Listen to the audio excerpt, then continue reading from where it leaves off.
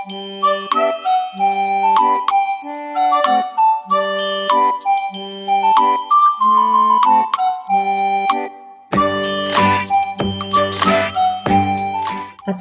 warahmatullahi wabarakatuh. Ketemu lagi dengan saya, Dr. Gigi Helen Amalia, spesialis kedokteran gigi anak. Kali ini saya akan membahas masalah persistensi. Apa itu persistensi? Persistensi adalah keadaan di mana pada saat itu gigi anak permanennya sudah tumbuh, tapi gigi susunya masih ada. Jadi kalau orang di sini di Jogja ya, orang Jogja bilang kesundulan. Jadi kalau pasien datang, ini dok giginya kesundulan, itu kita sebut dalam istilah medisnya adalah persistensi gigi susu.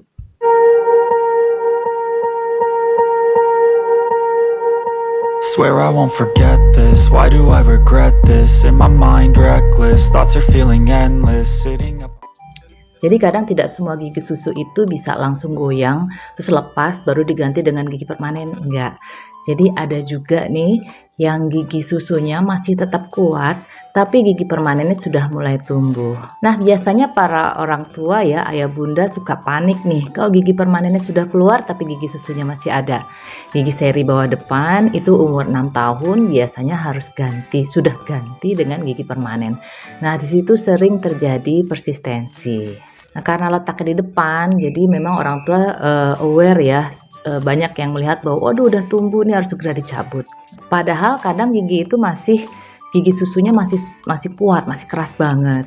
Karena gigi ini adalah gigi yang pertama kali akan dialami anak, gigi yang pertama kali tanggal yang akan dialami anak. Saya berusaha untuk tidak membuat suatu trauma pada anak di pencabutan gigi susu pertama. Sehingga apabila gigi susu masih kuat, gigi permanennya baru erupsi, baru tumbuh sedikit.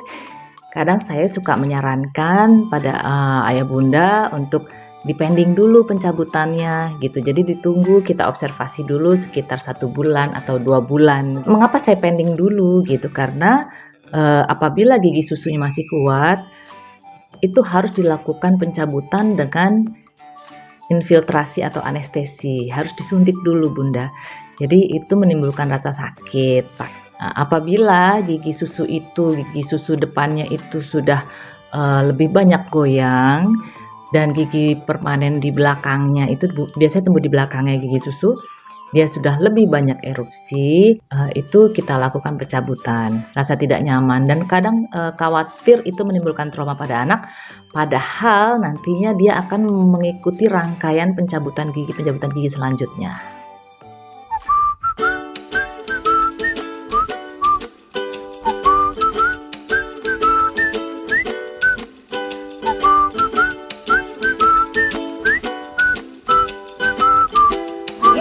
Gigit kapasnya nyimpen bibirnya. Nah, nanti kalau udah ketemu es krim, ini obatnya cuma es krim ya? Iya, saya Kalau janji. Kalau udah ketemu es krim, kapasnya dibuang. Oh gitu. Ya.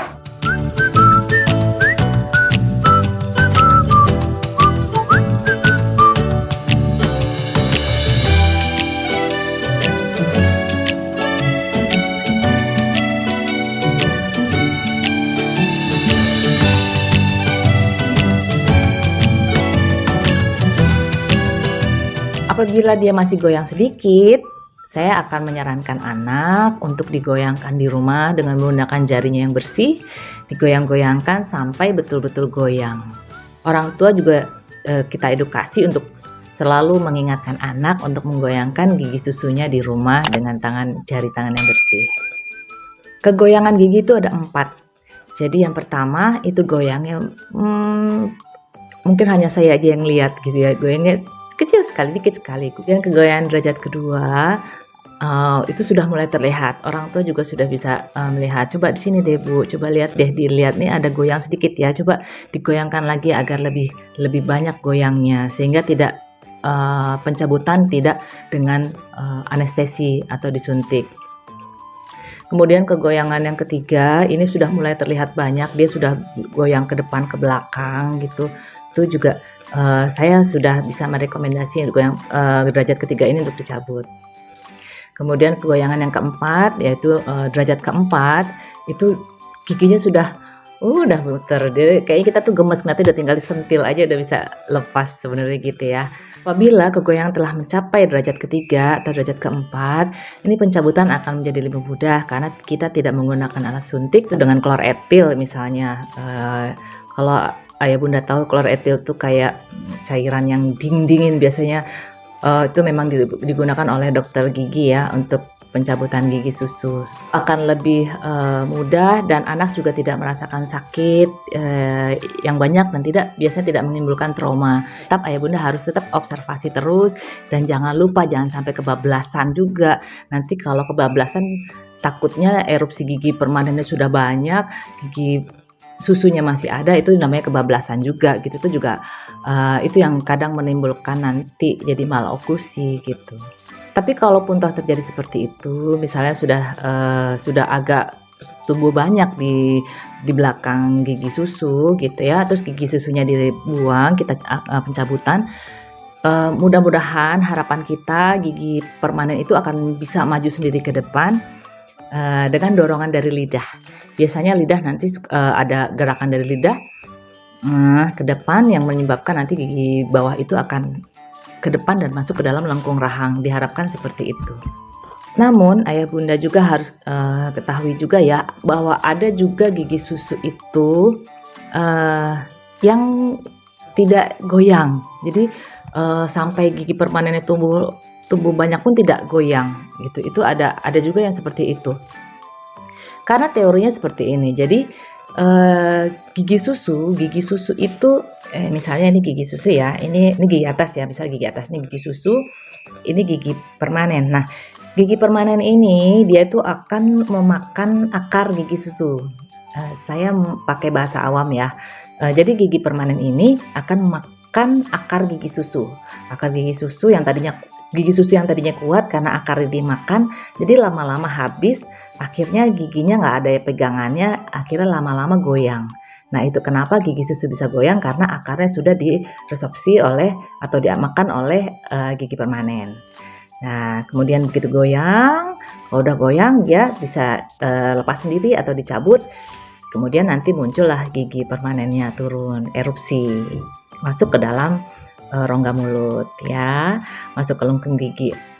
Nah tapi ada juga gigi susu ini yang akarnya tidak dimakan oleh gigi permanen karena arah gigi permanennya berbeda. Jadi seharusnya dia di bawah di akar gigi susu, dia tumbuhnya di belakangnya. Jadi dia berdampingan gitu di belakangnya gigi susu. Akhirnya akarnya nggak kemakan-makan, nggak keresorpsi oleh gigi permanennya. Gitu dia berdampingan, akhirnya ini nggak goyang-goyang kan karena akarnya nggak habis, nggak resop sama gigi permanennya.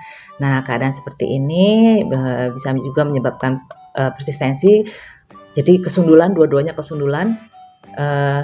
Ini kita lakukan pencabutan dengan anestesi, harus disuntik, mau nggak mau, suka nggak suka harus disuntik. Nanti kita edukasi anaknya, kita edukasi orang tuanya. Biasanya saya tidak mengatakan bahwa itu mau dicabut ya, saya agak sedikit dengan kata pencabutan itu kayaknya orang tua pun juga takut gitu ya dengar kata pencabutan. Jadi biasanya saya akan bilang ke anak bahwa gigi ini harus diambil karena gigi ini jelek, yang depan gigi susu tadi ini harus diambil karena nanti giginya akan menumpuk, jadinya jelek, nggak bagus dan sulit untuk dibersihkan. Tapi ayah bunda nggak usah khawatir kalau memang gigi susunya terlambat untuk dicabut. Jadi dia kesundulan dua-duanya bareng, akhirnya gigi susunya dicabut, kemudian gigi permanennya nih agak sulit untuk masuk ke lengkung rahang ya, lengkung giginya.